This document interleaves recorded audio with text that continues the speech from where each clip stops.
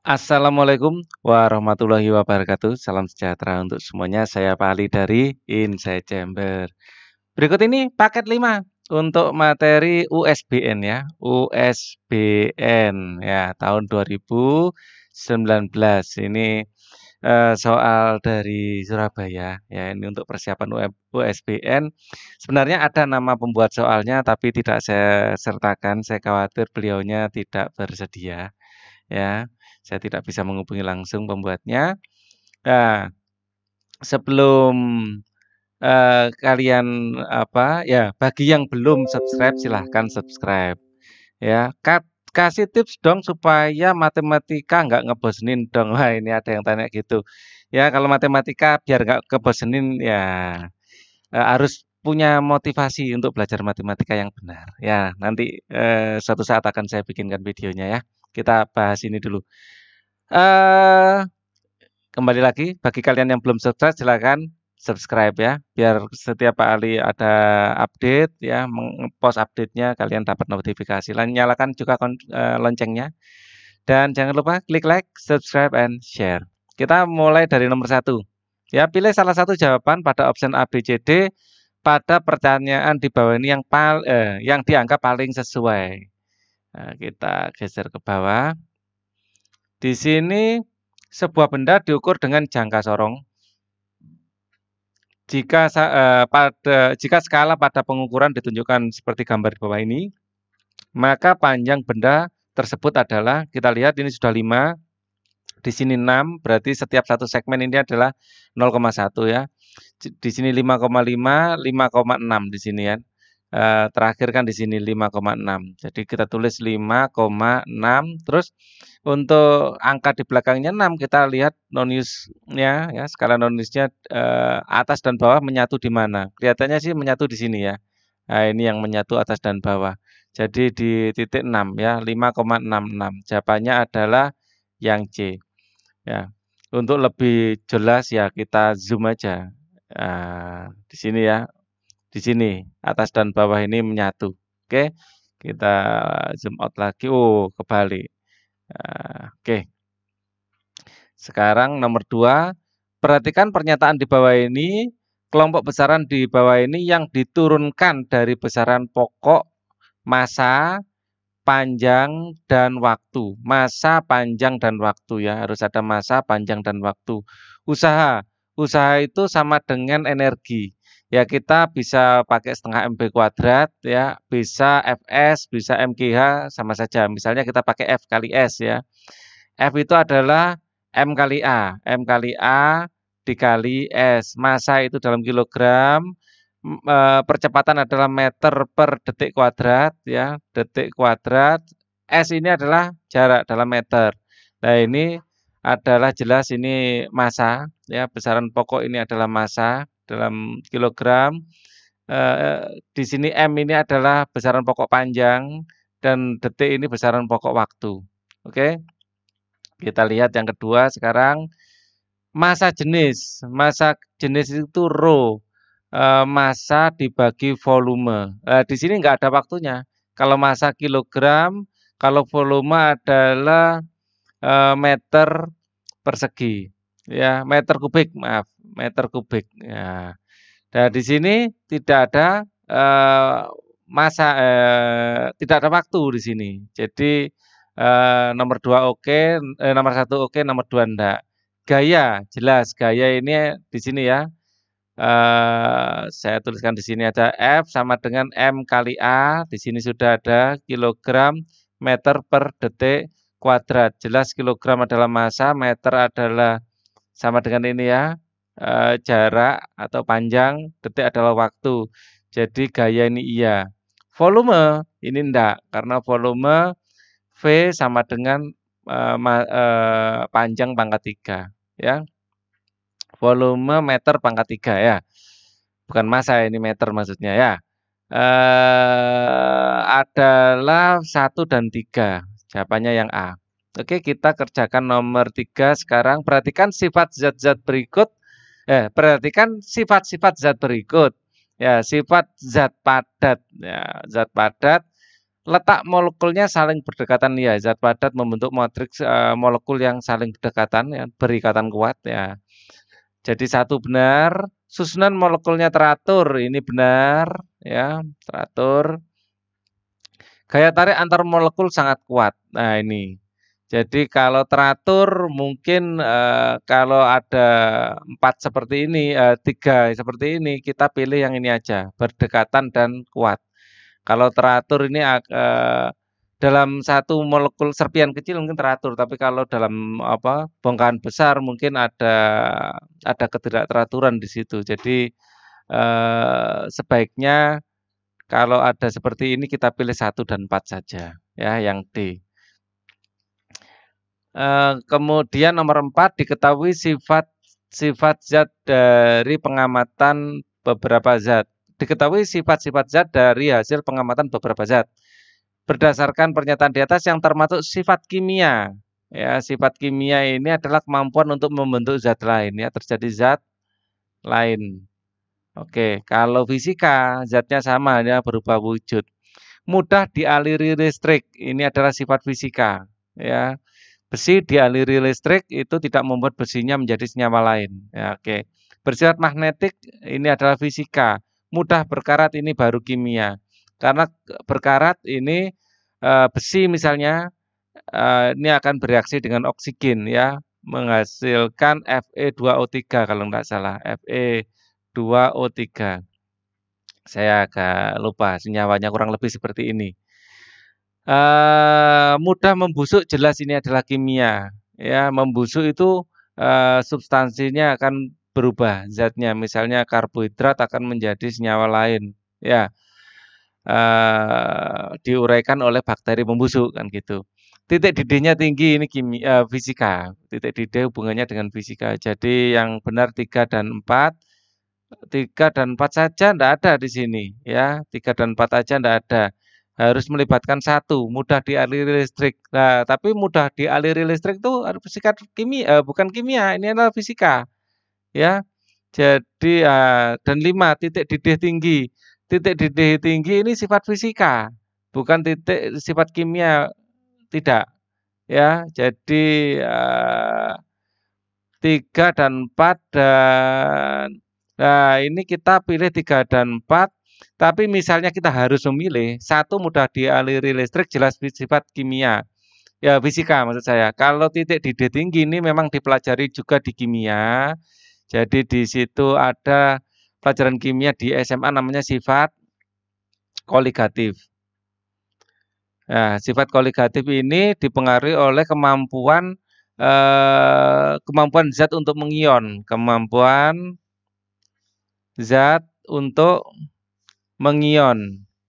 Nah, ini titik didih tinggi ini kalau disebabkan oleh larutnya zat yang mengion ini tadi, boleh kita masukkan sifat kimia. Ya, tetapi kalau enggak itu sifat fisika. Ya, misalnya gaya antar partikel sebenarnya itu adalah sifat fisika. Jadi ini dalam kondisi terpaksa yang agak sedikit berbau-bau kimia dikit itu yang nomor 5. Ya, jadi kita dalam tanda kutip ya agak terpaksa kita jawab D. Ya, sebenarnya titik didih ini lebih ke sifat fisika. Ya, jadi yang 5 ini agak ambigu. Cuman ada sifat kimia yang bisa mempengaruhi titik didih ini, yaitu sifat ionisasi. Nanti dipelajari di SMA. Ya. Jadi nomor yang D itu jawaban yang jawaban terpaksa ya, jawaban yang nggak sreg gitu loh ya. Oke, nomor 5 sekarang. Perhatikan grafik pemanasan 500 gram es ya, suhu minus 10 derajat Celcius berikut. Ya, di sini minus 10 derajat Celcius. Diketahui kalor lebur es adalah 80 kalori per gram ya. Kalau kita gunakan joule ya, itu kan 3.600 itu ya, 336.000. Ya, tetapi kalau kita gunakan kalori nilainya berbeda. Kalor jenis juga begitu, kalau kita gunakan kalori di sini kalau joule kan 2100. Kalau ini kalori, ini sekali lagi dalam kalori ya. Ini dalam kalori, banyak kalori yang diperlukan, tapi diinginkan nanti dalam joule. Nah, di sini 1 kalori adalah 4,2 joule. Jadi nanti kita tinggal menjadikan joule dengan mengalihkan 4,2. Ya, ini sudah dalam rumusnya dalam gram. Kita lihat rumusnya dalam gram, jadi nanti massa ini tidak usah dirubah menjadi kilogram. Jadi massanya tetap dalam gram. Ya, proses yang diinginkan dari A ke C, dari A ke C. Jadi ini hanya ada 2, Q1 dan Q2. Ya, kita akan kerjakan di sini. Q1 adalah M, C-nya S, ya, kemudian delta T. Delta T-nya ini adalah 10, ya, yaitu 0 dikurangi min 10. Ya, 0 dikurangi min 10, ya ini adalah delta T, dan ini akan sama dengan 0 kurangi 10 adalah 10. Masanya 500, C-nya S adalah 0,5, 0,5 dan delta T-nya adalah 10. Berarti ini 500 dikali 5, 25, nolnya 2. Ini dalam kalori. Kemudian Q2 ini adalah ml, masanya 500, L-nya ini adalah 80. Ya, ini akan sama dengan 5 kali 8, 40 ya. 40, nolnya 3. 1, 2, 3. Nah, di sini lurusnya ini ya. 8 kali 5, 40, nolnya 3. Ini kalau kita jumlahkan, ini 0, 0, 5, ya, 0, 0, ini 5, 2, ini di sini, ini 4. 42, 500 kalori. Kalau ini mau kita jadikan joule, dikalikan 4,2. Saya pakai kalkulator aja biar cepat. 4, 2, 500, ya, dikalikan 42. Sama dengan 178, loh ini kok kebanyakan. 178, nolnya 3 di sini ya. Di sini kok enggak. Kita lihat apa yang terjadi di sini. Ya. Coba 500 kali 5. Ya kan? 2500 benar ya. Kemudian 500 kali 80 sama dengan 40.000. Sudah benar ya. Ditambah 2500, ya kan? 42.500 dikalikan 4,2 kali 4 apa kurang koma tadi. 4,2, 178.500 ya. Jadi oh iya yang C. Kurang koma saya tadi ya. Maka total adalah 42.500 ya. Ini dalam kalori dikali 4,2 dalam, ini sudah dalam joule. Hasilnya adalah 178.500 ini. Perhatikan pernyataan di bawah ini, kelompok zat-zat di bawah ini yang merupakan unsur. Unsur itu bukan senyawa, hanya satu jenis atom saja. Raksa, Hg, ini adalah unsur. Hidrogen, ya, itu H. Ini unsur. Udara lah, ini campuran. Udara macam-macam, ada CO2, ya, ada O2, ada NO2, macam-macam di udara itu. Ada N2, ya. NO2 itu kalau nggak salah ada muatannya ini, lupa saya. Natrium itu Na, ini adalah unsur. Karbon itu C, itu unsur. Fosfor itu P, fosforus ya. Nah, ini adalah unsur. Air ini H2O, ini adalah senyawa. Ya, besi Fe ini unsur. Tembaga Cu ini unsur. Kalsium ini Ca unsur. Tembaga Cu unsur. Sulfur S unsur. Jadi 2 dan 4. 2 dan 4 jawabannya B. Perhatikan diagram berikut. Di antara perubahan zat berikut yang melepaskan kalor. Nah, ini saya kasih warna apa enaknya? Merah yang melepaskan kalor apa yang melepaskan kalor yang merah aja ya. Berarti atau yang mendapat kalor yang merah. Ya, yang melepaskan biru gitu aja ya. Jadi saya kasih warna biru. Nah, yang melepaskan kalor yang saya kasih warna biru. Nah, perubahan dari gas mencair ini akan melepaskan kalor. Jadi gas mencair ini melepaskan kalor. Terus dari cair menjadi padat atau membeku ini melepaskan kalor. Ini melepaskan kalor. Terus dari gas menjadi padat juga melepaskan kalor. Ini melepaskan kalor. Oke. Jadi di antara perubahan berikut yang melepaskan kalor adalah mengembun dan bukan mencair, mencair menyerap ya.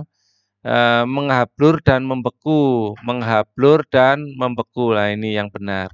Ya, jawabannya adalah yang B. Kemudian nomor 8. Perhatikan keempat peti berikut. Sebuah gaya bekerja pada 4 balok yang memiliki massa sama. Ya, jadi massa sama. Ini penting saya lingkari. Maka percepatan balok yang bergerak terkecil dan terbesar. Terkecil mana, terbesar mana secara berurutan. Percepatan ya F ini sama dengan M dikali A. Maka A itu adalah sama dengan F dibagi M. Artinya apa? Dengan massa yang sama, A ini akan berbanding lurus dengan F. Semakin besar F resultannya, semakin besar percepatannya. Nah, kita lihat di sini F resultannya kita misalkan seperti biasa ke kanan adalah positif ya. Berarti kalau ke kiri negatif gitu juga boleh atau dilihat aja yang besar panahnya sesuai dengan yang besar gitu juga boleh, terserah ya. Sekarang saya pakai ini aja. Panahnya menunjukkan yang paling besar gitu ya. Jadi enggak harus ke kanan, bisa ke kiri. Ini ke kanan 10, ke kanan 15, ke kiri 5. Berarti ini ke kanan ya. Yang lebih besar kan ke kanan. Sebesar berapa? 10 tambah 15 dikurangi 5. Yaitu eh, ini 20 ya. F resultan adalah 10 tambah 15 dikurangi 5 yaitu 20. Ini untuk F resultan yang pertama. Untuk F resultan yang kedua. Nah, F resultan yang kedua di sini 10, di sini 15, di sini 25. Arahnya ke sana. Ya. Besarnya berapa? 25 dikurangi 10 dikurangi 5. 25 dikurangi 10, 15. 15 kurangi 5 adalah 10 Newton. Ya, ini 20 Newton. Kemudian ini di sini 15 ke kiri, 15 ke kanan, jelas akan ke kiri. Ya, sebesar apa? F sama dengan 15 tambah 5 dikurangi 15 yaitu 5 Newton. Kemudian yang ini ke kanan. F resultannya, ini resultannya, ini ke kanan sama dengan berapa? Ini ditambahkan semua, 10 tambah 5 tambah 15. Ini sama dengan 30 Newton. Jelas yang paling besar adalah yang keempat, yang paling kecil adalah yang 5 tadi. Yang 5 adalah yang 2. 2 dan 4. Kita kerjakan nomor berikutnya ini pakai hukum Pascal. Maka besar gaya F1 adalah ini yang ditanyakan. F1 per A1 sama dengan F2 per A2. Dan ini A tidak perlu dirubah dalam ini dalam senti, ini meter lah, ini perlu dirubah biar kompak ya. Jadi senti-senti semua, meter-meter semua. Kita lebih mudah angkanya dibesarkan daripada dikecilkan toh. Ini aja yang jadikan senti. Dikali apa? Meter ke senti. Ya, kita punya singkatan kamu harus datang malam demi cium mama. Kamu harus datang ya malam demi cium mama. Dari meter ke sentimeter dikalikan 100. Ini terus dikuadratkan 0,012 dikali 100 dikuadratkan sama dengan 0,012 0,012 dikalikan 10.000 ya. Jadi 0,012 ini komanya mundur sebanyak 1, 2, 3, 4. 1, 2, 3, 4. Jadi 20 sama dengan 20 meter persegi. Ya, seperti itu. Sentimeter persegi. Ini sudah dalam sentimeter persegi.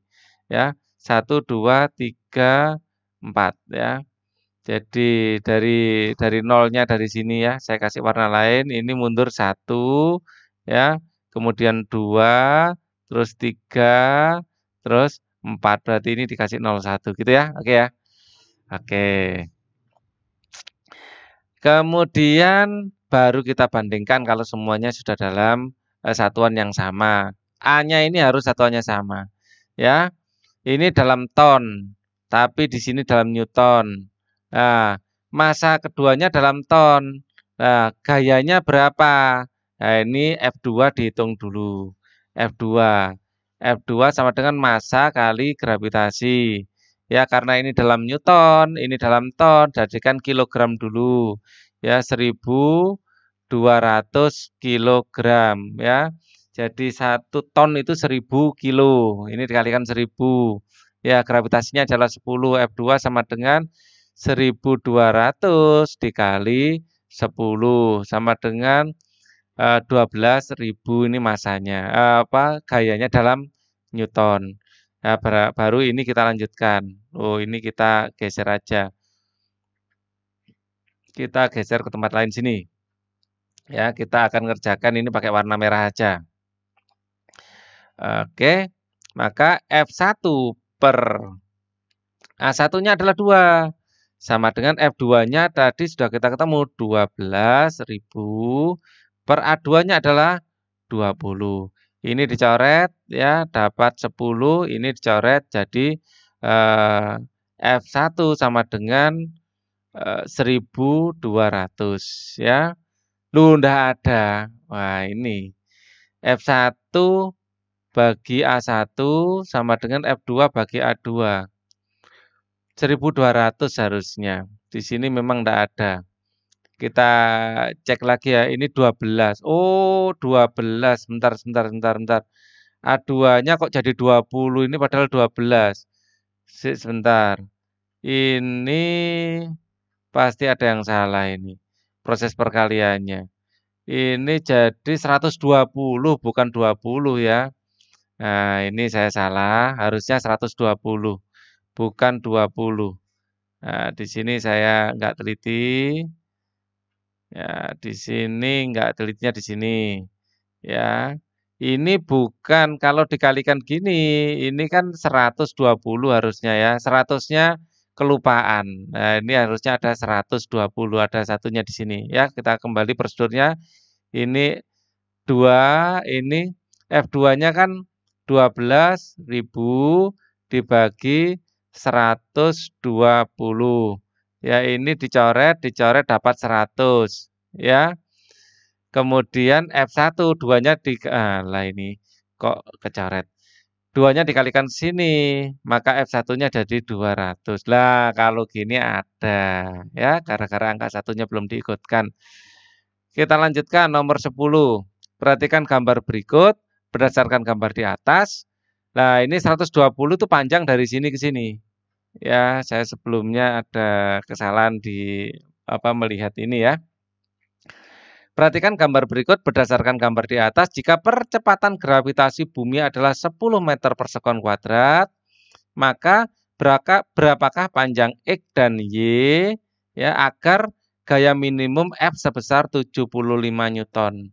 Ya, di sini gaya minimum F sebesar 75 Newton agar dapat mengangkat beban sampai pada posisi seimbang.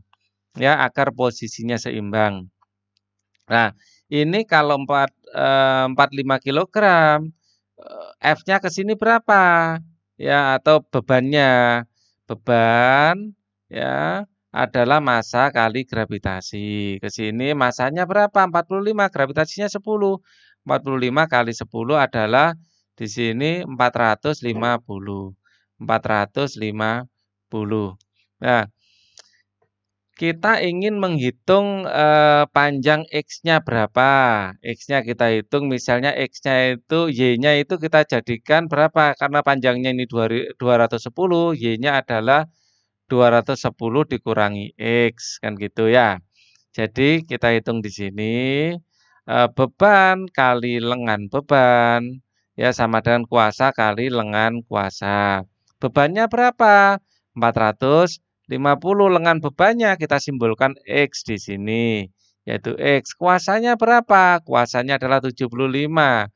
Kemudian lengan kuasanya berapa? 210 minus X. Ya, berarti 450 X sama dengan 75 kali 210. Kita hitung pakai kalkulator aja. 75 dikali 210 ya, 210 sama dengan 15750. 15750 minus 75 X. X-nya kita pindah ruas ke kanan menjadi plus ya. Jadi 450 X ditambah 75 X sama dengan 15750. Ini kalau ditambahkan berapa ini? 5 ya, 7 tambah 5 adalah 12, 2 nyimpen 1, 1 tambah 4 5, 525 X sama dengan 15750. Maka X-nya adalah 15750 dibagi 525. Ya, dibagi ya, 525 ya. 62,5. 62,5. Wah, enggak ada jawabannya lagi. Apa yang terjadi ini? Ya, di sini 210 kan, benar ya. 210 kali 75. Clear? 210 ya dikali 75 sama dengan 15750. Betul kan? 275 kali X adalah 75 min X. Ya, ini kan 210 cm toh ya. Ini 75, ini 45 kilo. Sebenarnya sudah benar hitung-hitungannya menurut saya. Ya, ini bebannya adalah 450 ya. Karena masanya 45 kg. Oke. Terus kemudian dikalikan X. Lengan bebannya adalah X. K-nya adalah 75, 210 kurangi 75. Di sini kok enggak nemu lagi ini. Gimana ini? 450 tambah 75 coba. 45, oh ini nanti aja. 450 ditambah 75 sama dengan 525, benar kan ya? Ya, 15750 15750 dibagi 525 sama dengan, loh kok 30 sekarang? Wah, berarti saya salah nyoret tadi, apa, salah bagi. Coba sekali lagi. Ada ternyata, saya salah ngetik mungkin tadi ya.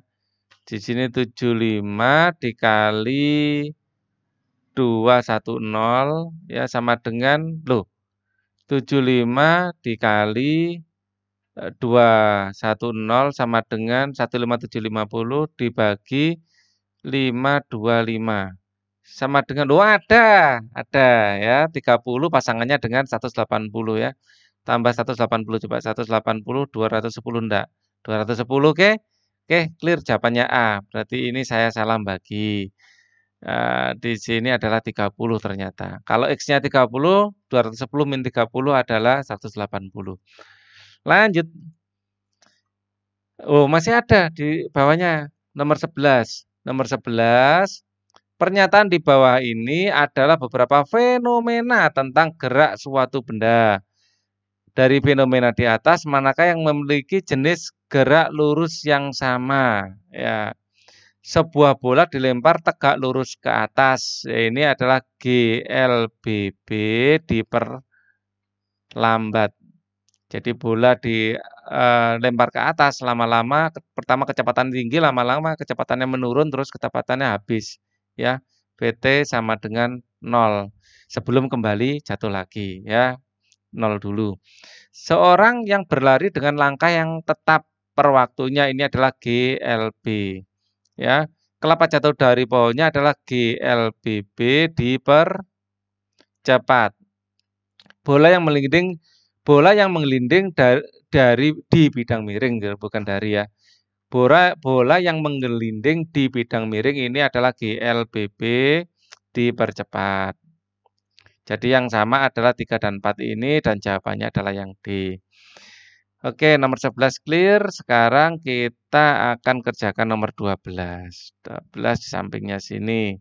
Ini kelihatan kalau kekekalan energi mekanik. Sudah sering saya jelaskan, energi potensial di titik A adalah 200 Joule. Energi di sini ya, E sama dengan 200 Joule. Ini adalah sama dengan energi mekaniknya ya, EM sama dengan EP tambah EK.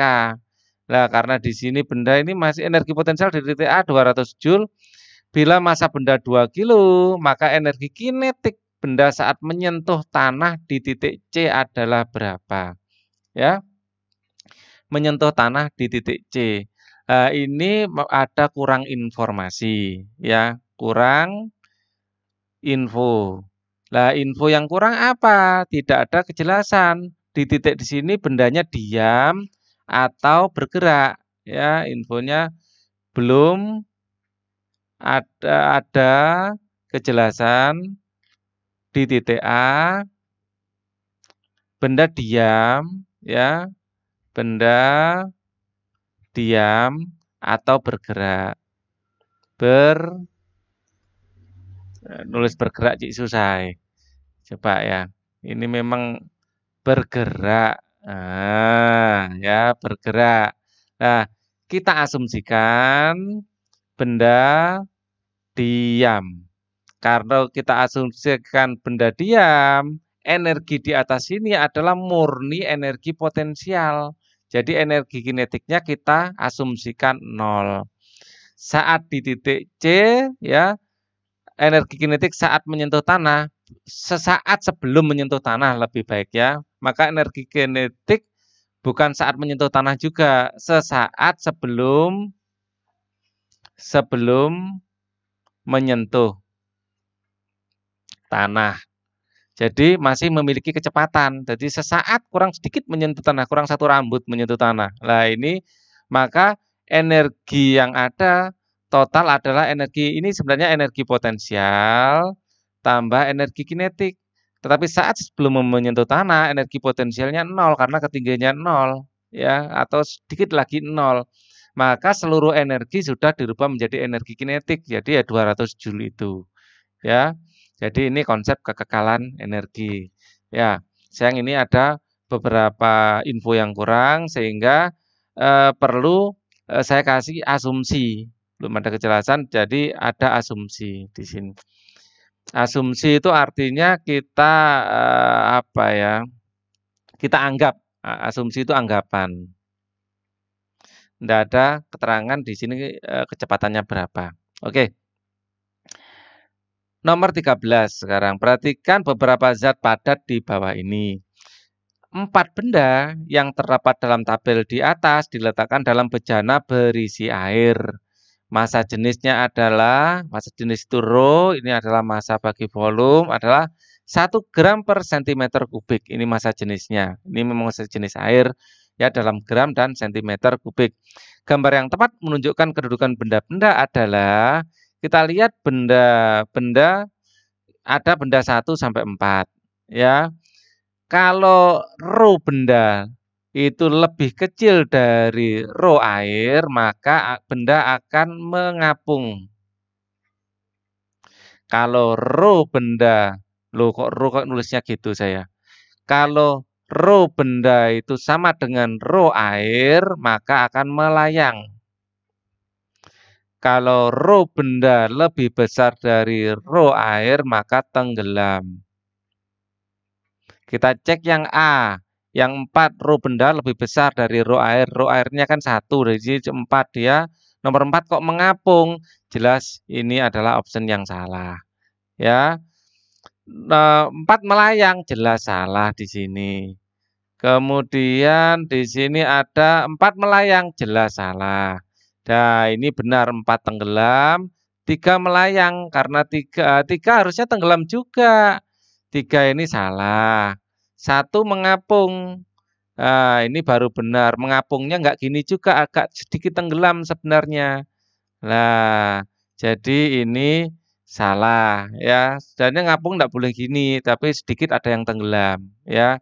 Sini nggak boleh 100% mengapung karena dia masih memiliki massa jenis yang cukup lumayan separuh dari air ya. Jadi ya tenggelam separuh seharusnya ya. Karena massa jenis air kan 1, di sini 0,4 harusnya gambarnya ini kurang pas ya. Kalau 3 ini jelas salah. Jadi di sini tidak ada jawabannya.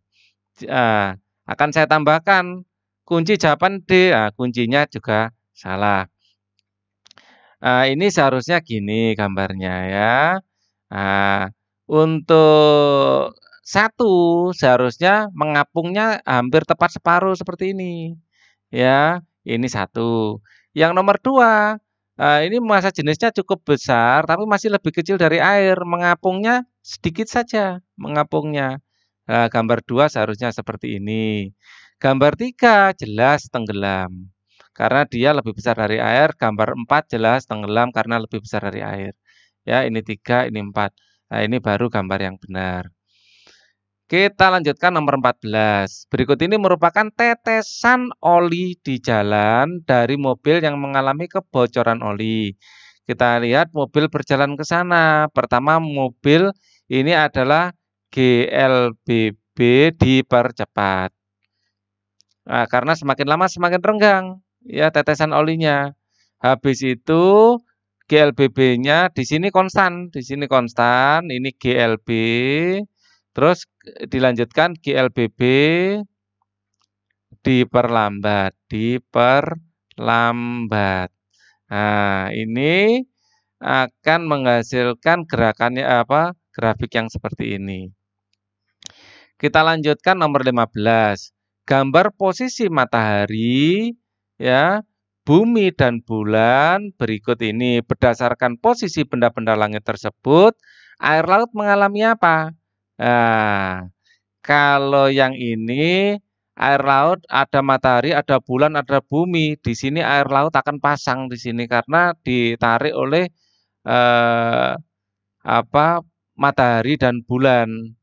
Dan ini disebut pasang perbani ya. Yang jelas karena di sini adalah pasang purnama. Ini yang matahari mana, yang bulan mana, yang bumi mana ini. Ya ini matahari itu yang mana ya? Kan posisi matahari, bumi dan bulan. Bumi, matahari itu ada yang lancip-lancipnya gini harusnya ya. Ya agak repot ini. Jadi intinya saya anggap saja ini bumi ya. Ini adalah bumi. Ya, ini matahari dan bulan. Ya lengkung ini berarti bulan ini kelihatannya ya. Nah, ini adalah harusnya pasang purnama harusnya ini. Jadi matahari dan bulan ini berada di posisi bulan purnama. Jadi kelihatannya sih yang A. Cuman biar kita tidak ambigu ya, karena saya sendiri juga tidak begitu pasti, kita googling saja dulu. Di sini kita googling pasang perbani. Pasang perbani adalah, sini sudah ya, pasang perbani. Pasang perbani, oh ini matahari yang ini ya, bumi ini bulan. Pasang laut perbani, neap tide terjadi ketika bumi, bulan, dan matahari membentuk garis tegak lurus. Pada saat itu akan dihasilkan pasang naik yang rendah dan pasang surut yang tinggi. Pasang laut perbani terjadi pada saat bulan kuarter pertama dan kuarter ketiga. Oh, ini kedua-duanya adalah pasang perbani. Ya. Nah, ini jadi kedua-duanya pasang perbani kelihatannya. Jadi saya perlu ini garis lurus ya. Jadi perlu merevisi seharusnya yang B ya. Jadi kedua-duanya pasang perbani menurut situs ini. Ya ini situs dari Wikipedia ya. Dari Wikipedia tidak ada gambarnya. Di sini kita klik aja yang ini, ya. Pasang perbani. Kita lihat berbagai posisi. Ya, ini aja. Ini bloknya Ruang Guru ini. Ya, kita lihat. Di sini ilustrasi air laut pasang. Di sini adalah di sini kita lihat pasang surut air laut dipengaruhi oleh gravitasi bulan dan gravitasi bumi, akan tetapi gravitasi bulan memiliki pengaruh yang lebih besar daripada matahari. Ya, caranya gini, kita find gitu ya, tulis saja perbani. Nah, peningkatan ketinggian air laut bagian mengalami bulan purnama maupun bulan baru tentunya mengalami jatah air. Ini kita enter lagi aja. Nah ini ya. Lalu kapan terjadinya kondisi air laut surut? Kondisi ini terjadi pada belahan bumi yang tidak mengalami bulan purnama maupun bulan baru. Daerah sini berarti yang surut ya. Ini yang pasang. Tapi kita cari situs lain aja ya, yang lebih enak jelaskannya. Nah ini pasang surut fase bulan. Ini loadingnya agak lama tapi ya, fase pulang. Ini nih, fase bulan purnama, fase baru, pasang perbani. Ya ini pasang perbani, ini matahari, ini bulan. Pasang perbani fase bulan separuh awal, pasang bulan purnama pasang purnama fase bulan purnama. Oh, perbani yang gini, yang bulan dan matahari yang seperti ini perbani. Ini fase bulan baru, pasang purnama fase bulan baru seperti ini, pasang purnama purnama fase bulan purnama. Dan ini pasang perbani fase bulan separuh akhir, bukan perbani. Ya. Kalau menurut ini dari langit selatan ya. Ini kelihatannya ini yang lebih enak diterima ya. Jadi kalau perbani itu yang di sini atau di sini ndak lurus, yang ndak lurus justru. Yang lurus itu fase purnama. Jadi keduanya pasang purnama, keduanya seharusnya menurut situs ini ya. Fase purnama fase bulan baru. Pasang purnama fase bulan baru di sini ya. Pasang purnama fase bulan purnama di sini. Jadi kalau menurut situs ini ya, nanti saya coba akan cross check dengan situs-situs lain ya. Ini justru yang D ya. Fase purnama, fase bulan purnama dan fase purnama fase apa kalimatnya tadi? Pasang purnama fase bulan baru dan pasang purnama fase bulan purnama. Ya. Atau kita sempatkan saja sebentar. Kita lihat pembanding lain ya. Pembanding lain yang cukup enak untuk dijadikan referensi mana ini? Mungkin ini ya, perhatikan gambar posisi ini. Kita googling sebentar ya. Wah, ini dari Brainly kalau ini ya. Kita lihat ini kurang jelas juga, jawaban tersertifikasi. Oke. Jawaban tersertifikasi mengandung isi yang handal dan dapat dipercaya. Oke, ini bisa diklik enggak sih? Oke. Fase posisi bulan yang menyebabkan pasang air laut terbesar disebut pasang purnama. Hal ini disebabkan oleh posisi matahari, bulan dan berada dalam satu garis lurus di fase purnama ya, yang menyebabkan gaya tarik bulan dan matahari jadi optimal. Posisi bulan yang menyebabkan pasang air terendah adalah pasang perbani. Jelas ini tadi fase purnama ya. Oke. Kita pakai situs yang kedua saja, yang ini Langit Selatan dan Brainly saja. Oke. Jadi ini kedua-duanya adalah pasang purnama. Kita kerjakan nomor 16. Perhatikan tes percobaan, ini adalah uraian kegiatan, ini perpindahan elektron jenis muatan yang dihasilkan, ini beberapa kali juga kita bahas, ya. Jadi kalau plastik digosok dengan wol, elektron dari wol pindah ke plastik, sehingga plastik bermuatan negatif. Kalau kaca digosokkan sama sutra, maka elektron dari kaca yang pindah ke sutra, sehingga kaca bermuatan positif. Ini sebagai patokan. Mistar plastik digosok dengan wol, karena perpindahan elektron jenis muatan adalah negatif karena elektron berpindah dari kain wol ke mistar plastik. Ini salah. Benar. Dari wol ke mistar, ini benar. Nomor 1 benar. Mistar plastik digosok dengan wol karena elektron berpindah dari kain wol ke plastik dan jenis muatan yang dihasilkan negatif. Ini benar. Nomor 2, batang kaca digosok dengan wol. Batang kaca pasangannya bukan dengan wol ya, dengan sutra. Oke. Mistar plastik digosok dengan sutra, salah. Batang kaca digosok dengan sutra, positif karena elektron berpindah dari batang kaca ke sutra. Sip, jadi 1 dan 4. 1 dan 4 jawabannya adalah yang C. Kemudian nomor 17, kuat arus yang melalui rangkaian tersebut adalah, kuat arus yang melalui rangkaian ini kita rubah dulu. Ya, ini biar tempatnya agak enak, ini saya pindah aja. Keterangannya di bawah sini ya. Oke. Nah, rangkaian ini akan kita modifikasi menjadi hambatan dalamnya kita taruh di luar saja. Ya, hambatan dalamnya kita taruh di luar, terus kedua hambatan ini kita jadikan 1. Ya. 1/R paralel sama dengan 1/6 ditambah 1/6 menjadi 2/6. Maka R paralel adalah 6/2 yaitu 3 ohm.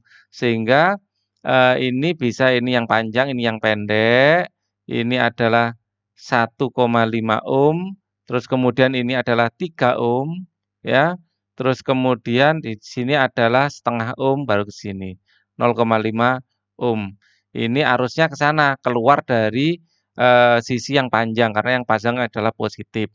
Ya, kuat arus I, ini jadikan 1 rangkaian aja, 1 hambatan. Nah, dengan cara, karena ini seri dijumlahkan, setengah tambah 1/2 adalah 2, 2 tambah 3, 5. Di sini 5, voltasenya adalah, ini adalah 6. Maka I sama dengan V/R, sama dengan 6/5. 6 dibagi 5 itu sama dengan dikalikan 0,2. 6 kali 0,2 sama dengan 1,2. Jawabannya adalah yang A.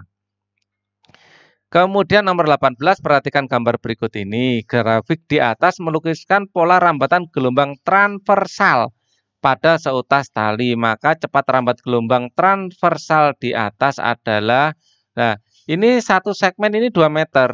Padahal satu segmen ini cuma 1/4 lambda. Kalau 1 lambda dari sini ke sini itu 1 lambda. Kalau ini hanya 1/4. 1/4, 1, 2, 3, 4 ya. 4 segmen itu 1 lambda. Kalau cuma segini 1/4 lambda. 1/4 lambda ini adalah 2 meter. Maka lambdanya adalah 8 meter. Nah, yang ditanya adalah cepat rambat gelombang. Ya, V adalah F kali lambda. Ya, lambdanya mana? Waktunya yang diketahui, saya cari waktunya, ya, waktunya. Ini adalah 0,5, ini adalah 1,5, ini adalah 2,5, ya. Jadi satu segmen berapa? 0,5 berarti 1, ini 2 berarti, ya. Jadi satu segmen itu segini, dari sini ke sini itu 1 gelombang, dan ini adalah 2 detik. Ya, kalau ini setengah, tambah setengah lagi 1, tambah setengah adalah 1,5, tambah setengah adalah 2. Jadi periodenya adalah 2 second. V selain F kali lambda juga boleh juga lambda per T, boleh. Kita pakai ini aja, lambdanya berapa? 8. Periodenya adalah 2, maka ini akan menjadi 4 meter per second. Jawabannya adalah yang B. Lanjut, di bawahnya lo sudah mentok. Kita akan ke atas, terus geser kanan dikit. Geser kanan, jos. Wow, ini adalah mata. Ini mata bukan sembarang mata, tapi ini adalah mata Uchiha. Ini agak ke ataskan sedikit ya, biar enak. Terlalu ke bawah. Atau nggak apa-apa deh, biar di situ aja. Kelihatan kok ya. Nah, perhatikan gambar jalannya sinar melalui kacamata sebelum dan sesudah menggunakan kacamata berikut ini. Nah, ini kacamata apa? Nah, ini saya ke ataskan aja biar kelihatan. Ternyata tidak banyak hitung-hitungan, hanya memutuskan saja. Nah, ini agak geser gini kan enak. Oke, kita kerjakan. Nah, ini bayangan jatuh di depan, bayangan jatuh di depan retina. Ya, ini adalah retinanya. Ternyata di depan retina, kita mundurkan dengan lensa. Lensa yang kita gunakan adalah lensa negatif. Ini adalah untuk mata minus, berarti dia itu rabun jauh. Ya, rabun jauh itu miopi. Ya, dia pasti ini bukan miopi. Titik jauh mata bergeser menjauhi mata. Bukan menjauhi mata, titik jauh mata bergeser mendekati mata. Ya, lensanya adalah jenis lensa negatif yang benar D. Seharusnya titik jauh mata itu tak terhingga. Jadi ini adalah bola mata, ya. Titik jauhnya sangat tak terhingga. Tapi kadang-kadang kita titik jauhnya ini tidak tak terhingga, terbatas seperti ini aja. Maka kita harus menggunakan kacamata negatif agar bayangan yang tak terhingga ini, benda yang tak terhingga ini memiliki bayangan di tempat yang bisa kita lihat atau yang bisa dilihat oleh penderita miopi tersebut. Ya, karena kalau sangat jauh, nah ini fokusnya kan di sini jadinya. Jadi terfokuskan di sini nggak sampai ke retina, maka kita perlu memundurkannya. Kita kerjakan nomor berikutnya, sekarang nomor 20. Dari informasi di atas, pernyataan yang benar mengenai gambar 1 dan gambar 2. Ini adalah gambar 1, gambar 2. Kita lihat voltasenya 20, ini adalah 5, ini adalah trafo step down. Trafo step down. Menurunkan tegangan yang tadinya 20 terus berakhir 5. Kalau step down N primer, banyak nilai primer pasti akan lebih banyak daripada N sekunder. Ya, V primer lebih besar dari V sekunder, tapi kalau arus kebalikannya, arus primer lebih kecil dari arus sekunder. Trafo yang bawah, kita lihat ini menaikkan tegangan, namanya trafo step up. Ya, menaikkan tegangan. Ya, menaikkan tegangan. Kalau ini menurunkan, ya, menaikkan tegangan. Ya, ini adalah tanda menaikkan ya. Kalau ini menurunkan tegangan. Oke. Sekarang ini menaikkan tegangan. Jadi yang jelas V sekunder pasti lebih besar daripada V primer atau V primernya lebih kecil dari V sekunder. V primer lebih kecil dari V sekunder, N primer juga akan lebih kecil dari N sekunder. Tapi arus primer ini lebih besar dari arus sekunder. Kebalikannya, ya. Dari informasi di atas, gambar 1 step up, salah, 1 step down. 1 step down, ya, dan gambar 2 trafo step up, benar. Ya. Kita akan kerjakan nomor 21, disajikan beberapa pewarna makanan sebagai berikut. Pasangan pewarna makanan alami ditunjukkan oleh angka alami. Ini beta karotin, ini alami. Tartazin ini enggak buatan kelihatannya. Indigo karmin. Indigo karmin itu alami apa enggak ya? Yang jelas beta karotin ini benar. Jadi 3 pasangannya kalau enggak 2, 4 ya. Kalau enggak 2, 4. 2 atau 4 kita cek 4 sama 2. Kapsantin itu apa dulu misalnya? Kapsantin adalah pewarna apa? Nah, kita ini sudah selesai tadi ya. Kita akan kapsantin. Ini all saja. Kapsantin, pewarna kapsantin. Oh, kapsantin adalah pada buah cabai, zat warna kapsantin ya jelas memiliki peran sebagai antioksidan dan juga sebagai pewarna. Jelas kapsantin adalah pewarna alami, capsantin. Nah, saya juga baru tahu ini ya. Kalau yang bikin cabai itu berwarna berasa pedas ini namanya capsain. Kalau kapsantin pewarnanya. Jadi 2 dan 3 ya. Sekalian kita ya, beta karotin ya. Zat pewarna beta karotin. Biar tahu beta KO langsung ada di sini. Pigmen domain wirajingga ditemukan secara ketika pewarna beta karotin merupakan pigmen ditemukan dalam tanaman yang memberikan buah-buahan kuning dan oranye ya, jelas alami. Oke, lanjut ya. Oh iya, belum saya jawab. Kapsantin dan beta karotin 2, 3 yaitu yang C berarti ya. Kemudian perhatikan data berikut ini agar hasil panen padi meningkat. Benda-benda bioti yang harus diberantas nomor berapa?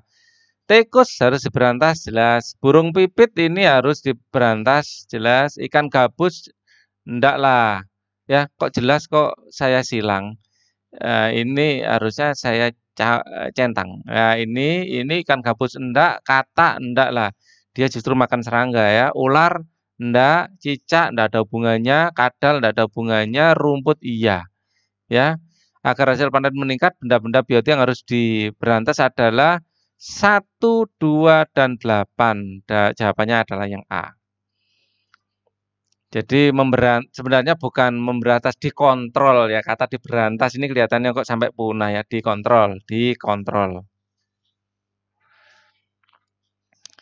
Nomor 23, berikut ini merupakan beberapa langkah yang harus dilakukan saat mengamati objek menggunakan mikroskop adalah Mayara mencoba mengamati stomata daun tumbuhan Adam Hawa, row discolor, menggunakan mikroskop cahaya dengan perbesaran 400 kali atau 10 kali 40, teramati dengan bidang objek redup ya, redup. Stomata tidak juga teramati walaupun makrometer dan mikrometernya sudah diatur sedemikian rupa dan preparat sudah digeser kiri, geser kanan dari posisinya supaya dapat teramati. Supaya stomata dapat teramati dengan perbesaran 400 kali, maka sebaiknya Maesan mengulang langkah pengamatan dengan urutan. Di sini coba kita urutannya di sini maunya dari mana? Dari 1 kebanyakan ya, atau dari 2. Mengatur cermin untuk mendapatkan cahaya. 2. Memasang lensa objektif dengan perbesaran 4 kali.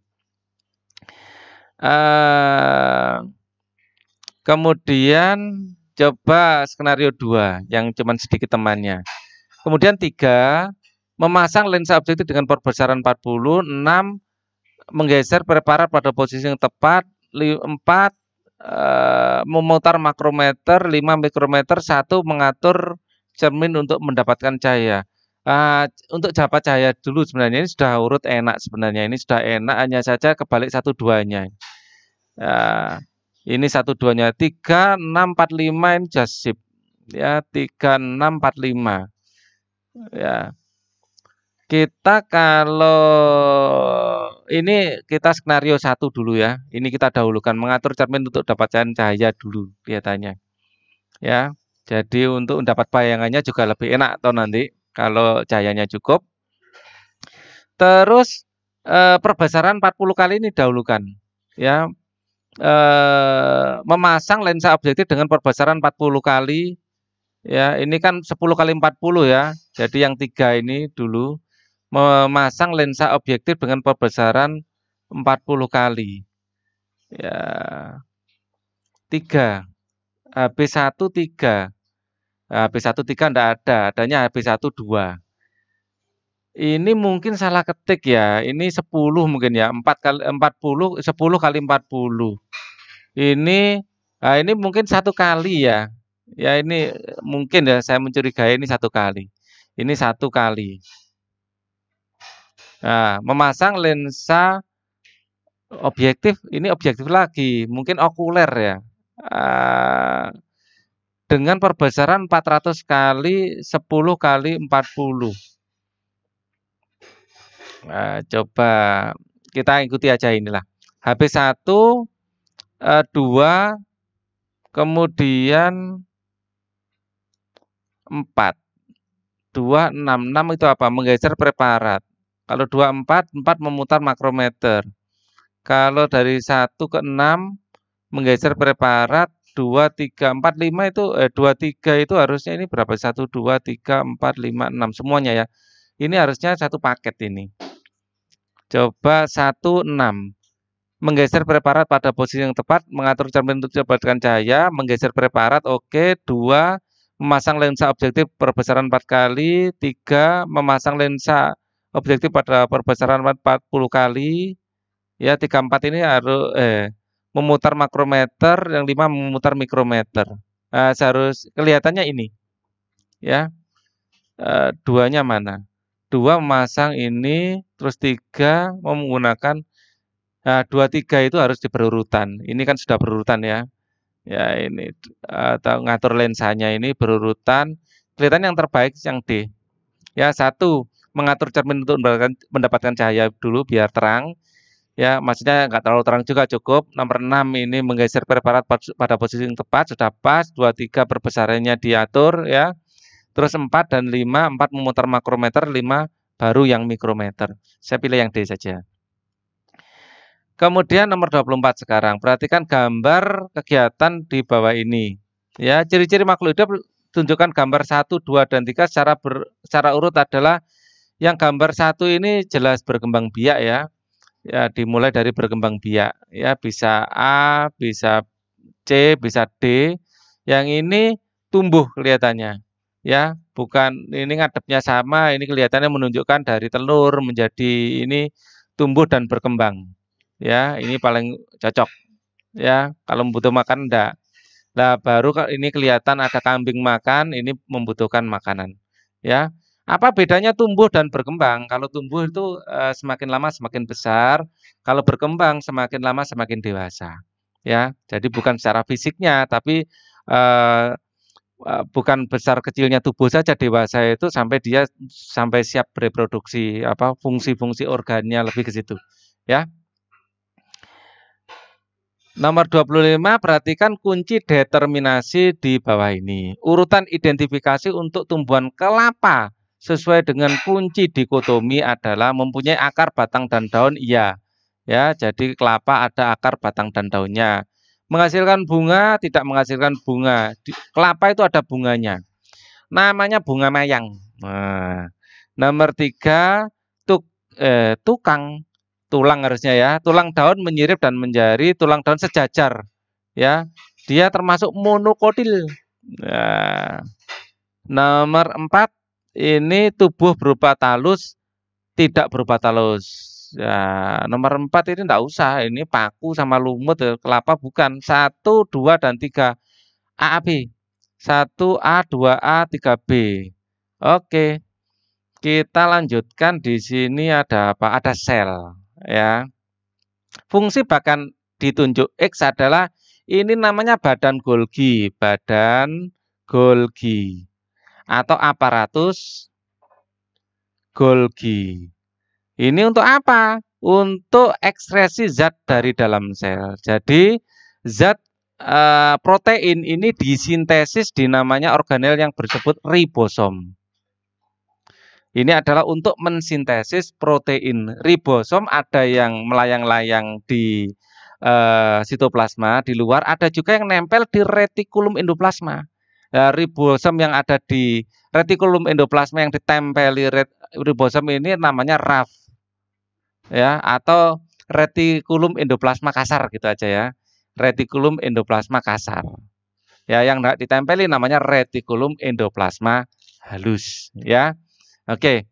Kemudian di sini ada namanya sentriol. Ini berguna untuk pembelahan. Kalau ini mitokondria untuk respirasi, menghasilkan energi. dalam bentuk ATP, adenosin trifosfat. Nah, di sini sama ya, ini sentriol juga, ini adalah ini apa? Kalau yang kuning ini kelihatannya lisosom ini, lisosom. Karena yang hijau kan ribosom ya. Nggak tahu kalau kebalik ya. Yang ini panjang-panjang ini apa ini? Saya tidak mengenali itu. Mungkin mikrotubul mungkin. Tapi kalau mikrotubul panjang sekali. Ya ini aja lah ya. Intinya jawabannya adalah yang C. Ya. Ada yang kurang. Ini adalah inti sel. Inti sel. Kalau ini adalah intinya inti, core of the core, ahlinya ahli. Intinya inti ini ya. Ini adalah nukleolus ya. Kalau inti sel adalah nukleus. Ya, kalau anak inti adalah nukleolus. Nukleolus. Nukleolus. Oke. Sudah. Oh, masih 25. Kita targetnya sampai nomor 40. Wah, ini anggrek. Ini adalah salah satu tanaman favorit Pak Ali. Ya, ini anggrek. Ini adalah anggrek jenis dendrobium ini ya. Anggrek dendrobium. Oke. Tanaman anggrek sering ditemukan hidup menempel pada batang tanaman mangga. Ya. Magnifera indica. Pola hidup interaksi yang terjadi antara kedua tanaman ini adalah ini simbiosis komensalisme. Apa itu simbiosis komensalisme? Anggrek diuntungkan karena mendapat tempat untuk bertengger. Sedangkan pohon mangga tidak diuntungkan juga tidak dirugikan. Anggrek memberikan makanan enggak, anggrek mendapatkan makanan enggak, keduanya saling menguntungkan enggak. Tanaman anggrek dapat menempel pada tanaman mangga, tetapi tanaman mangga tidak dirugikan. Yang benar adalah yang D. Ya, simbiosis komensalisme. Nomor 28, perhatikan data kepadatan penduduk di bawah ini. Bila luas wilayah kota K hampir sama dengan jika luas wilayah kota K hampir sama dengan luas kota L, pengaruh kepadatan penduduk terhadap lingkungan di dua daerah tersebut adalah luasnya sama, tetapi kota K penduduknya lebih banyak, ya, lebih banyak ya, dari tahun ke tahun lebih banyak. Tingkat pencemaran kota L lebih tinggi, enggak, kota K yang lebih tinggi, kota L lebih sepi, ya. Kebutuhan air bersih kota L lebih besar, enggak, kota K yang lebih besar. Volume sampah L lebih banyak, enggak. Daerah resapan air di kota K lebih sedikit dari kota L, ini yang benar. Jadi terlalu banyak rumah di situ sehingga resapannya kurang. Ya, karena kebanyakan tanahnya dikasih fondasi beton ya.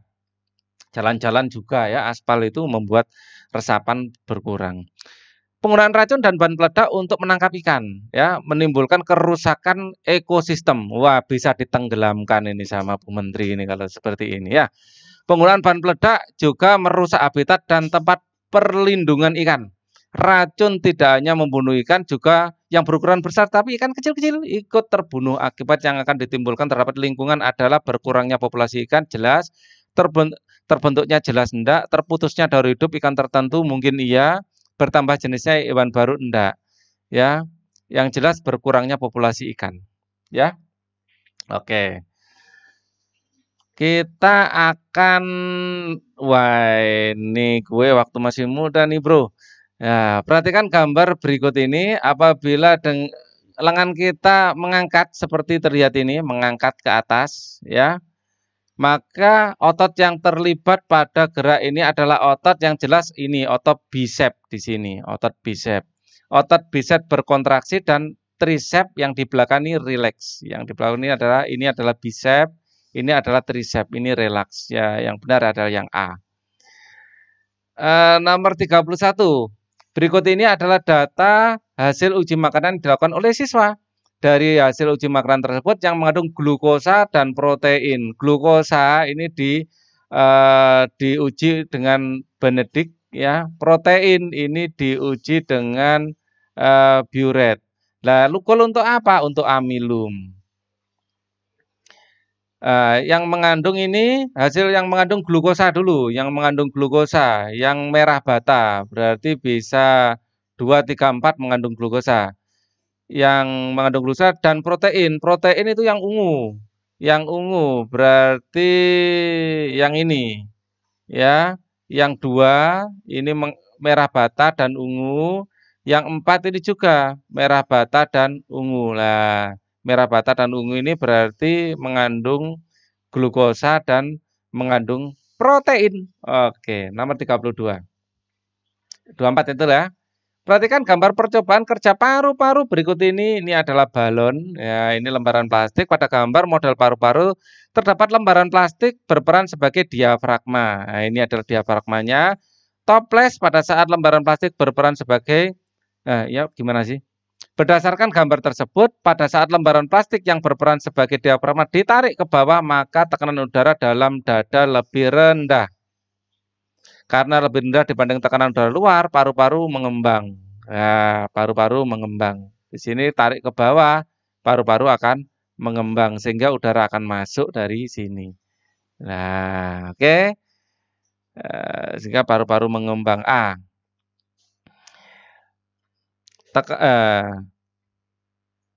Maka pada saat lembaran plastik berperan sebagai diafragma ditarik ke bawah, ya maka tekanan udara akan mengembang. Karena mengembang, udara akan masuk.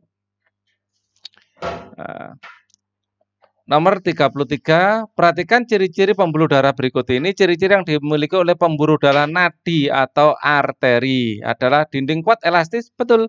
Letak di permukaan tubuh, salah. Ini adalah vena. Denyut tidak terasa, salah. Mudah pecah, salah. Katup satu dekat jantung, benar. Darah membawa darah meninggalkan jantung, benar. Jadi yang benar adalah 1, 5, dan 6.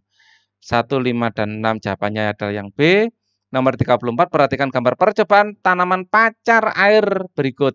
Ya, air saja punya pacar ya, masa kalian enggak? Perhatikan gambar percobaan tanaman pacar air berikut.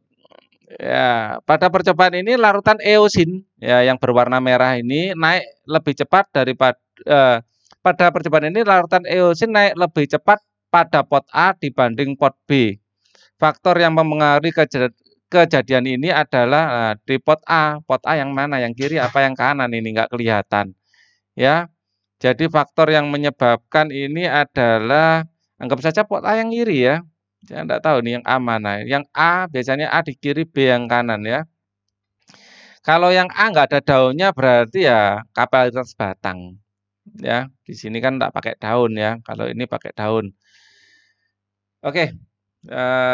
Saya enggak tahu mana yang A, yang mana yang B ya. Karena enggak ada keterangan di situ. Kita lanjutkan saja ya. Nomor 35. Wah, tinggal 5 soal lagi. Oh, 6. 6 termasuk 35-nya ya. Nah, ini 35. Perhatikan perangkat dan data hasil perlakuan pada percobaan fotosintesis. Ini adalah percobaan Eggenshaus ya. Ada tumbuhan air, hidrilla di sini, perlakukan gelembung. Cahaya langsung gelembung banyak, cahaya langsung plus es batu gelembung sedikit dari suhu ini pengaruh ya. Es batu menurunkan suhu, jadi fotosintesis agak melemah. Cahaya langsung air hangat, wah berarti semakin tinggi suhunya semakin bagus. Tempat teduh sedikit, berarti cahaya semakin tinggi semakin bagus ya. Tempat gelap malah tidak terjadi fotosintesis. Dari hasil percobaan di atas dapat disimpulkan bahwa intensitas cahaya tidak pengaruh enggak. Semakin besar intensitas cahaya, hasil fotosintesis meningkat, ini benar. Semakin besar intensitas cahaya, hasil fotosintesis semakin turun, salah. Suhu tidak berpengaruh, ini salah. Ya, suhu berpengaruh. Ya, semakin besar intensitas cahaya, hasil fotosintesis semakin meningkat. Selain semakin besar intensitas cahaya, semakin tinggi suhu juga fotosintesis semakin bagus. Ya, karena enzim-enzim bekerja dengan bagus, asal tidak sampai layu gitu aja ya. Masih dalam toleransi yang masih bisa diterima tumbuhan, semakin tinggi suhunya semakin bagus untuk fotosintesis. Nomor 36, seorang pasien didiagnosis mengalami radang ginjal karena adanya kerusakan nefron, khususnya glomerulus yang disebabkan oleh infeksi bakteri. Dari kondisi tersebut dapat dipastikan bahwa orang tersebut menderita penyakit diabetes insipidus ya. Diabetes insipidus. Radang ginjal karena adanya kerusakan nefron atau nefritis, maaf. Bukan diabetes ya, nefritis. Ya, orang tersebut nefritis, kerusakan nefron. Kalau ada tistisnya ini penyakit ya, meningitis, apatistis, apalagi ya? Radang, karena radang. Tis-tis itu ada radang pokoknya ya. Tis-tis. Apalagi tisnya? Hepatitis. Pokok tis-tis gitu itu radang. Ya. Oke. Apa? Pleuritis. Ya, ini ada penonton enak ini buat tanya-tanya. Pleuritis pada paru-paru berarti ya.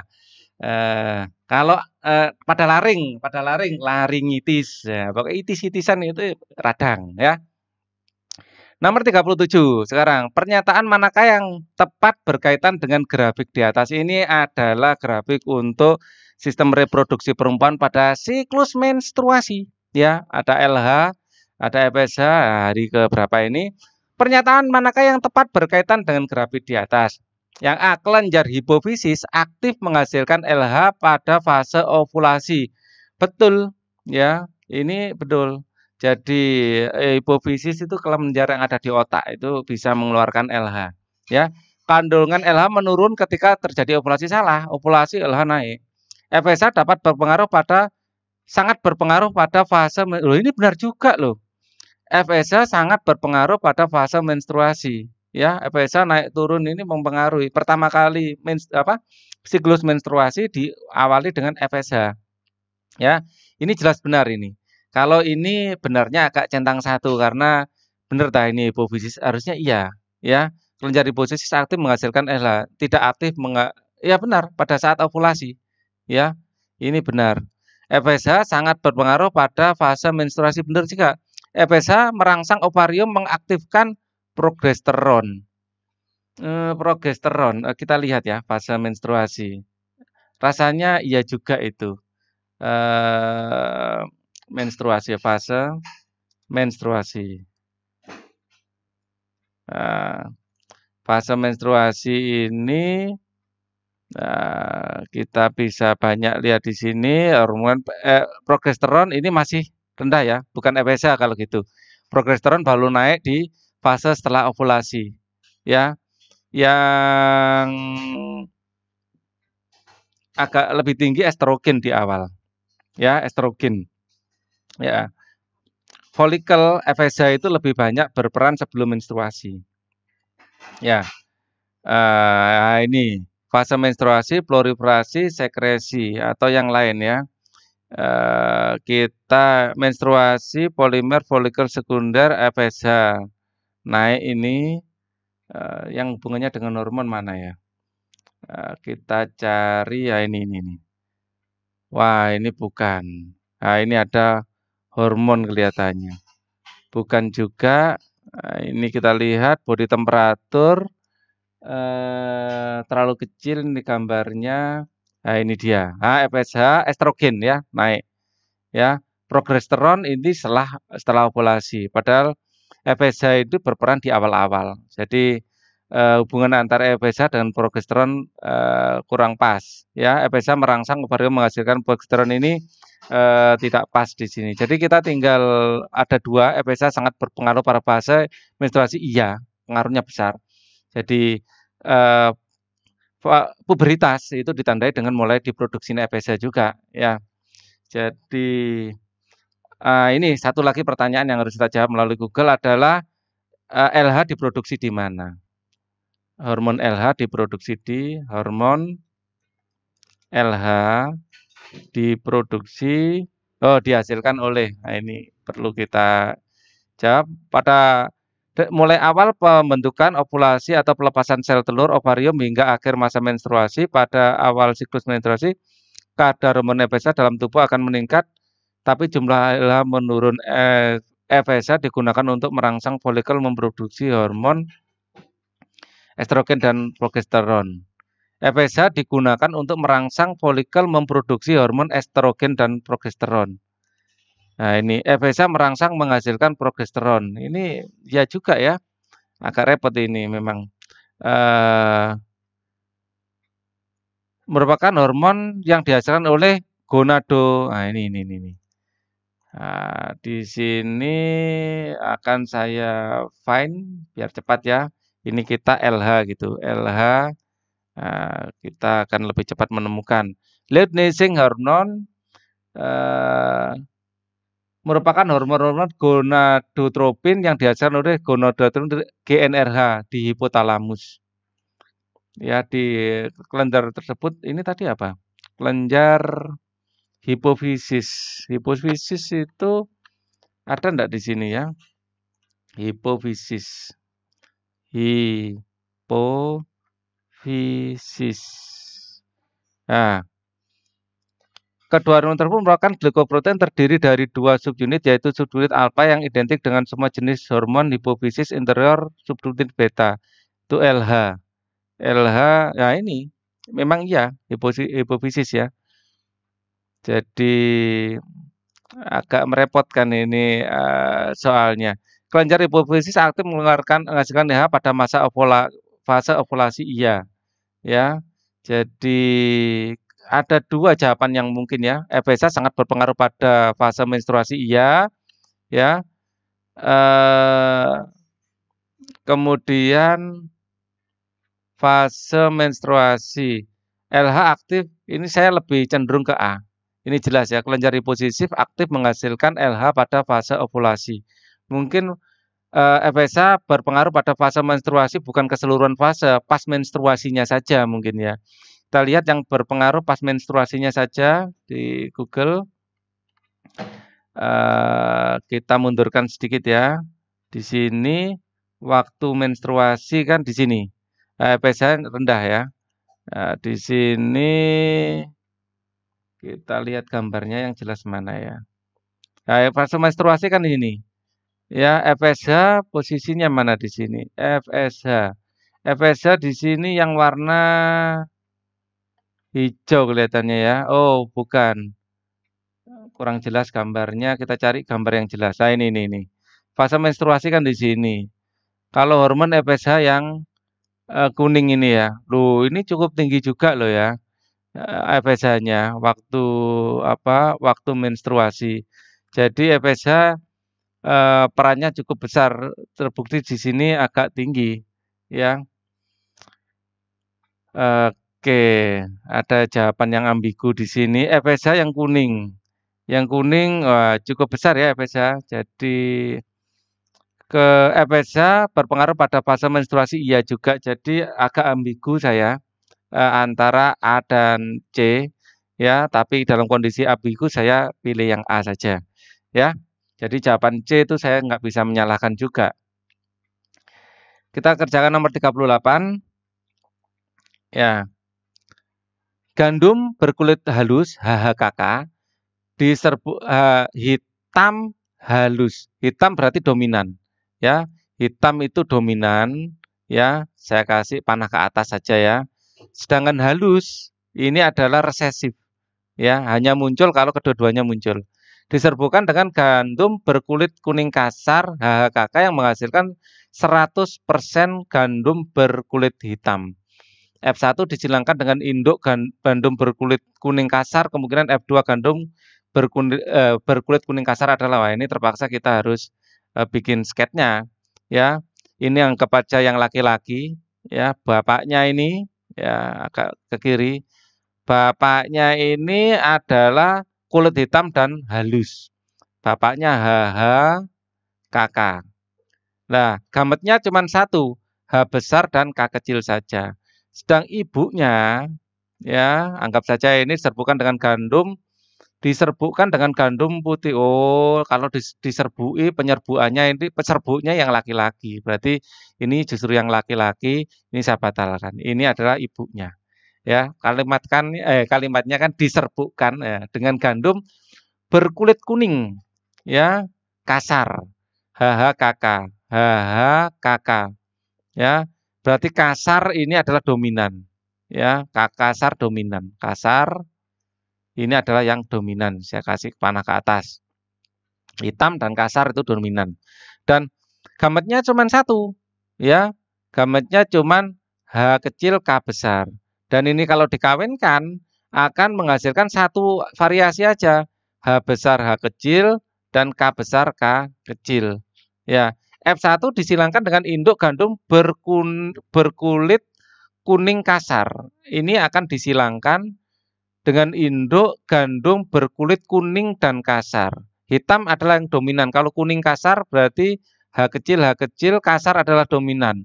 Ya, nah ini gandum berkulit kuning kasar. Nah, kasar ini dominan total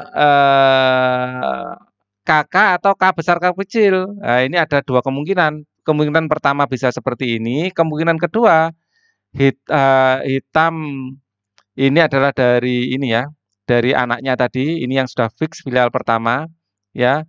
Nah, ini pasangannya ini, boleh jadi juga K besar K besar. Bisa K besar K kecil atau K besar K besar. Kita pilih mana? Anggap aja K besar K besar aja ya. Jadi kemungkinan kedua kalau tidak ada jawabannya, ini H besar K besar K kecil. Kita coba yang dominan aja kasarnya KK. Ya. F1 disilangkan dengan induk gandum berkulit kuning kasar. Ya, kemungkinan F2 gandum berkulit kuning kasar adalah, jadi ini ada ketidakjelasan di soal. Kuning kasar ini versi yang ini apa versi yang ini? Ya, karena ini juga kuning kasar. Ya, ini kuning kasar hanya H kecil. Versi kedua adalah H kecil, K besar, K kecil ini juga kuning kasar. Ya, hanya harus kecil agar kuning. Kalau ada besar satu aja nanti jadi hitam. Nah, versi kedua adalah H kecil, K besar, K besar. Coba saya versi yang kedua. Saya membayangkan yang diminta oleh pembuat soal adalah yang ini. Ya, jadi gametnya yang mungkin adalah di sini komplit yang kiri. Ya, yang kiri F1 saya kasih yang biru ya. Jadi yang biru ini komplit. H besar, H kecil ada, K besar, H besar K besar dulu ya. H besar K besar ada, H besar K kecil ada, H kecil K besar ada, H kecil K kecil ada. Sedangkan untuk pasangannya ya, ini adalah H kecil K besar saja. H kecil K besar saja kemungkinannya. Ya, kalau ini bisa H kecil K besar dan H kecil K kecil ada dua. Kalau di sini cuma satu. Lah, kalau kita asumsi yang ini ada enggak jawabannya? Ya, di sini hanya ada satu. Berarti H kecil, H besar H kecil, K besar K besar. Di sini H besar H kecil, K besar K kecil. Ya, ini kita kasih batas saja dulu ya, biar kita enak. Nah, ini kita kasih batas gini, biar nggak melewati batas nanti. Nah, gini ya. Ini H besar, H kecil, K besar. Ini K besar, ini hanya K besar saja, nggak mungkin ada K kecil di sini. Ya, di sini H besar, ya, H kecil, di sini K besar K kecil, K besar K kecil. Kalau di sini H besar H kecil, K besar K besar. Ya, kalau ini oh maaf H kecil ya, H kecil K besar K besar. Keduanya dari H kecil ini. H kecil, K besar, dan ini H kecil, K besar, K besar. K-nya K besar, K kecil. K besar, K kecil. Oke. Ya, kulit kuning kasar. Ya, kulit kuning kasar saya tandai warna hijau. Kuning dan kasar. Hanya keduanya harus kecil. Ini adalah kuning kasar. Ini adalah kuning kasar. Dan ini hitam kasar, ya, ini hitam kasar. Jadi 50%. Jawabannya C. Kalau asumsi, ya, ini adalah pasangan yang dikawinkan adalah pasangan ini. Ya, jawabannya adalah yang C. Nah, kalau pasangannya yang ini ya nggak tahu. Ya, dicoba saja, ya. Yang jelas misalnya pasangan yang ini masih nambah lagi, ya saya tambahkan di sini ya. Menambah lagi satu baris, yaitu H besar H kecil K kecil, H kecil K kecil. Nanti akan ini menjadi H besar H kecil K besar, H kecil K kecil ini ya. K besar K kecil, di sini H besar H kecil, kemudian K besar K kecil, K kecil ya. Ini kan K kecil. K kecil, ya. Nah, ini K-nya kurang kecil, atau K kecilnya saya model gini aja. model K yang huruf Latin. K kecilnya gini aja. K kecil, di sini H kecil, K besar, K kecil, kemudian H kecil, K kecil, K kecil, K kecil, K kecil. Nah, nambah lagi nanti. Berarti yang berkuning kasar, ya kuning dan kasar nambah lagi. Kuning dan kasar. Lah nambah satu lagi. Ya, ada 3 per berapa? 1, 2, 3, 4 per 8 kali 100%. Nah, ini 3/8 kali 100% berarti 300 bagi 8 ya. 300 bagi 8 sama dengan 37,5 ya, sama dengan 37,5. Ya, untungnya di sini tidak ada. Jadi yang dimaksud pembuat soal memang dikawinkan sama yang ini ya, bukan sama yang alternatif lain ya. Oke. Nomor 39, di daerah tertentu banyak dihasilkan keledai. Nah, kedelai. Kedelai dapat diubah menjadi berbagai jenis makanan dengan menerapkan bioteknologi. Ya. Konvensional yaitu fermentasi, sehingga bisa memenuhi kebutuhan protein masyarakatnya. Hal ini menunjukkan bahwa dari bahan yang sama dapat dihasilkan produk bioteknologi yang berbeda karena jenis mikroba yang berbeda menghasilkan enzim yang berbeda. Ini cocok ini. Kecap dan tempe difermentasikan oleh jenis bakteri yang berbeda. Ini cocok juga. Perbedaan lama fermentasi, oh ini enggak. Kecap difermentasikan oleh bakteri, sedangkan tempe oleh jamur. Ini benar loh. Kok yang benar 3? Hal ini menunjukkan bahwa dari bahan yang sama dapat dihasilkan produk bioteknologi yang berbeda karena kecap difermentasi bakteri, ya, sedangkan tempe jamur ini benar. Kecap dan tempe difermentasikan oleh jenis bakteri, ini salah. Tempe kan jamur ya. Jenis mikroba yang berbeda menghasilkan enzim yang berbeda, ini benar juga loh. Enzimnya berbeda. Mikroba, jamur itu juga mikroba, bakteri juga mikroba, sama-sama mikro ya. Boleh jadi seperti itu, tapi ini kelihatannya yang paling benar yang D. Kita pilih yang D saja. Perhatikan, karena jamur tempe itu bukan mikro ya, bukan mikroba, dia bisa dilihat pakai mata, kan gitu ya. Tapi kan tidak jelas juga, mungkin banyak mikroba yang lain kan. Itu. Wah, ini apa ya gambar? Wah, ini. Tanaman dapat dilakukan dengan cara perkembangbiakan seperti ini adalah ini kentang. Ini namanya umbi batang. Jadi kentang itu batang bukan buah. Loh kenapa kok batang? Karena kentang bisa bertunas. Ya ini juga tunasnya. Selain kentang yang batangnya bisa bertunas adalah ketela. Ya kalau ini umbi lapis. Umbi lapis. Kalau ini adalah akar. Umbi akar. Umbi akar. Nah karena di sini tidak akan bisa bertunas dari sini. Ini adalah akar. Sama dengan pohung. Ya pohung. Atau ketela pohon itu adalah umbi akar juga. Nah, ini adalah akar tinggal atau rizoma. Ya. Loh, ada bonus 41. Monosodium glutamat atau MSG memiliki rasa yang khas, tetapi penggunaannya harus dibatasi. Pencampuran yang dapat menggantikan rasa MSG atau rasa umami atau gurih atau eco. Wah, bahasa Jawa ya, eco, enak eco. Garam dan serbuk lada, garam dan asam, gula dan garam. Ini bisa menyebabkan gurih itu, gula dan garam ya. Oke. Ini sudah 41 soal kita bahas, bukan sekedar 40 ya. Oke, semoga pembahasan ini bisa membantu kalian belajar untuk mempersiapkan UNA atau UNBK ya. Sehingga kalian bisa sukses mendapatkan nilai bagus. Amin Allahumma. Amin. Jangan lupa selalu bersyukur, jangan lupa selalu tersenyum, dan jangan lupa selalu berbahagia. Wassalamualaikum warahmatullahi wabarakatuh.